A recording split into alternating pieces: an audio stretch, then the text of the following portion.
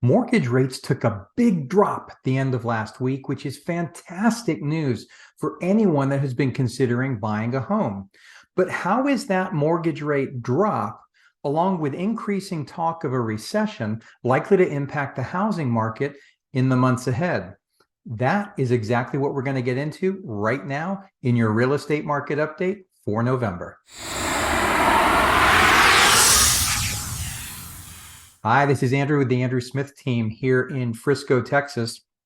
And while home prices usually get the most attention, mortgage rates have a larger impact on what is actually happening in our housing market in terms of buyer demand. If you think about it, last year and the early part of this year, home prices were rising rapidly, but it wasn't really deterring demand that much. There were plenty of people, multiple offers taking place with homes selling 40, 50, 60, 70, 100, $120,000 or more over the list price because buyers were able to lock in at ultra low mortgage rates, which kept things affordable. Well, as mortgage rates went on their rapid increase, that affordability got called into question. And all of a sudden, it just wasn't worth it. I mean, monthly payments that were increasing 50% over what someone was expecting just made it so that the entire situation wasn't sustainable. And since then, the market's been trying to find some balance. If you've watched any of the videos I've done, I've talked about this quite a lot.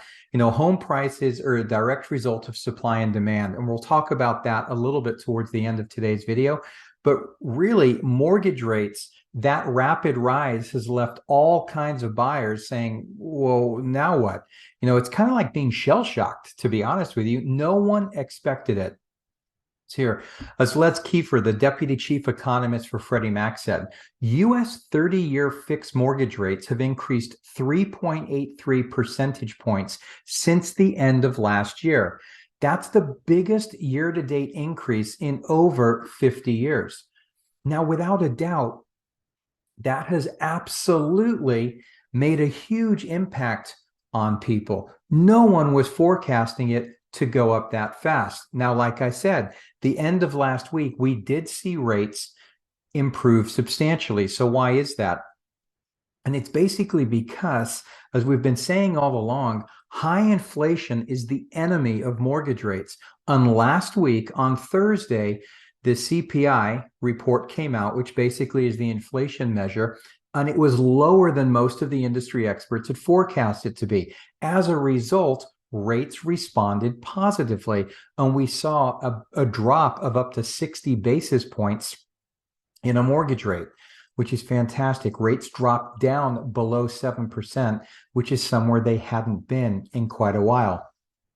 Now, if we take a look at this graph right here, what you're going to see is where rates started the beginning of the year, 3.22%, and then as of mid-November, they were at 6.95%. What we've noticed in here overall on the trend nationally is when you look at demand, you look at the amount of people that are buying, buyer demand really took a hit once rates hit 5.5%.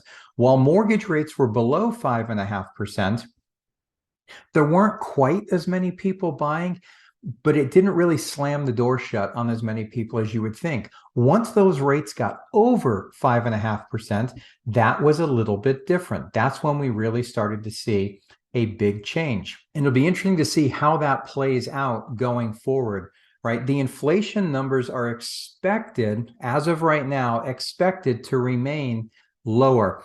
And that's because inflation is measured on a 12-month rolling cycle.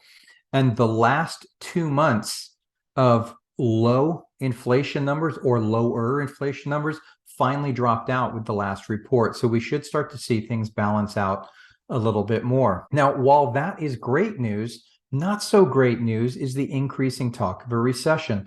More and more economists are saying they do believe that we are going to head into a recession. But on the flip side of that, take a look at this chart right here. Recessions are actually good for mortgage rates. So if we look at the last 6 recessions, this right here shows you how much mortgage rates dropped during that time, which is obviously great. The last one being 2020, very short-lived. Mortgage rates came down 1%. All the way back in 1981, they fell a full 5%. They're not going to fall anywhere near that much this time, but we should expect to see some continued mortgage rate relief, assuming that we do fall into a recession. Overall, again, maybe a lot of people lose their jobs. Depends on how severe and long the recession lasts, on what the overall impact on the housing market is likely to be. But with that in mind, although we've seen prices come down, why haven't prices come down quicker? Why haven't prices come tumbling down even further? I mean, it's important to note they're talking about price drops, and price drops have definitely occurred, but these are price drops from the peak. Homes over a 2-year period, depending on where you live, still went up 20, 25, 30, 35%. So the fact that prices are down 10, 12% from there means they're still really expensive to where they were just a couple of years ago. Here's a quote from Taylor Marr, Deputy Chief Economist from Redfin. And he said, for those bearish folks eagerly awaiting the home price crash, you'll have to keep waiting. As much as demand is pulling back, supply is as well, reducing downward pressure on prices in the short run. So why exactly is that? Why is it that as buyer demand has dropped off, why have we not seen a bigger drop in home prices? And again, home prices are just a direct result of the balance between supply and demand. And as Taylor pointed out there, as mortgage rates increased, especially as they got up over 5.5%, we saw buyer demand drop. But that's only the demand side of the equation. We've still got supply.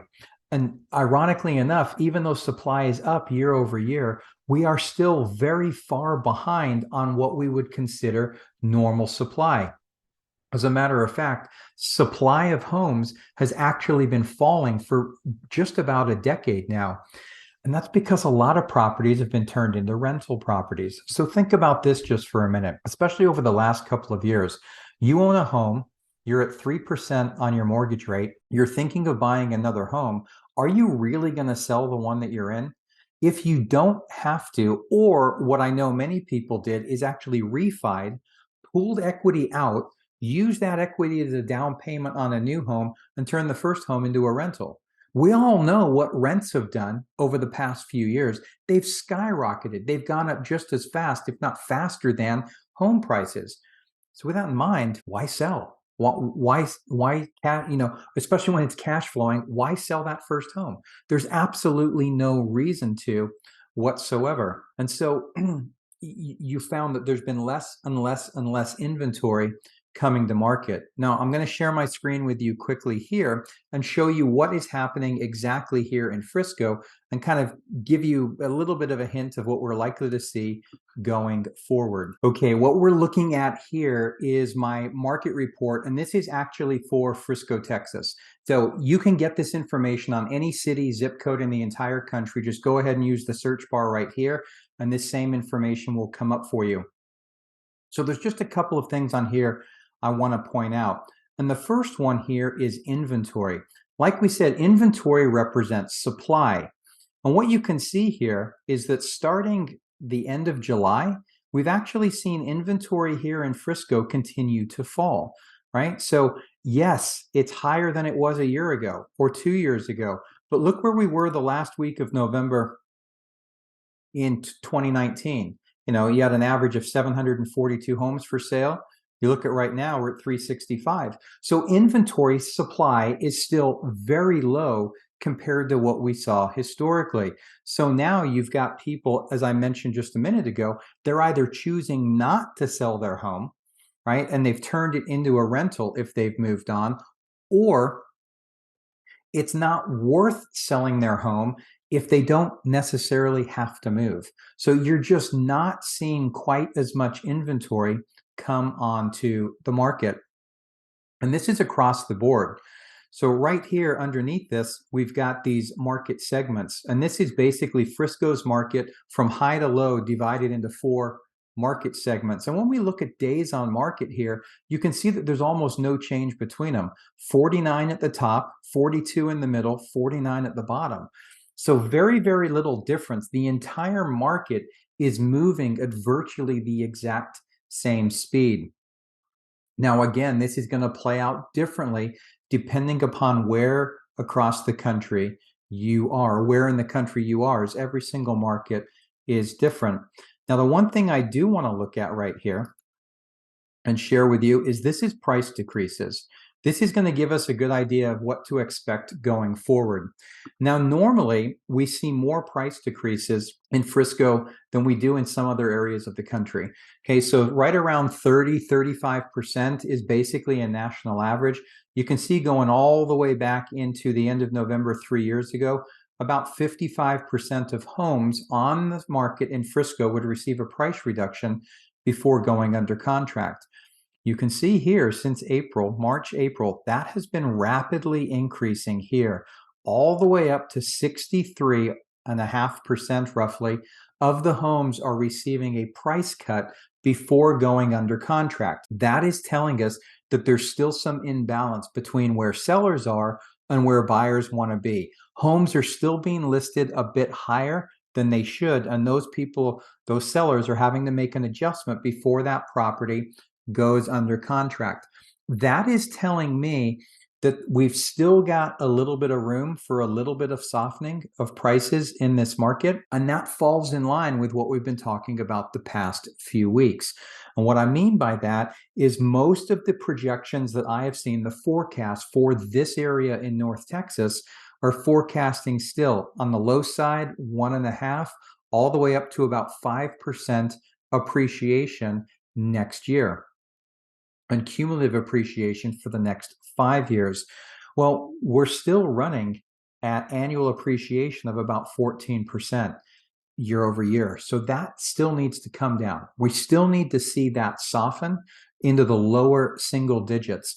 And that's what this price reductions that are being above average right now tell us. It's telling us that the market still has a little bit of room to go before it actually finds the balance that we believe that we're going to see. Now, again, there's a lot of different things at play, but this is what we're seeing right now as of today in the marketplace. So again, I put videos out like this each and every week to kind of update you on what is happening. If you want to stay up to date, you want to be notified when I put a new video out, I invite you to subscribe to this channel, hit that bell icon, and I'd be happy to keep you up to date on the latest information as it comes out. So if you have any questions at all, please don't hesitate to reach out. You can give me a call at 469-296-5230, or always send an email to Andrew@theandrewsmith.com.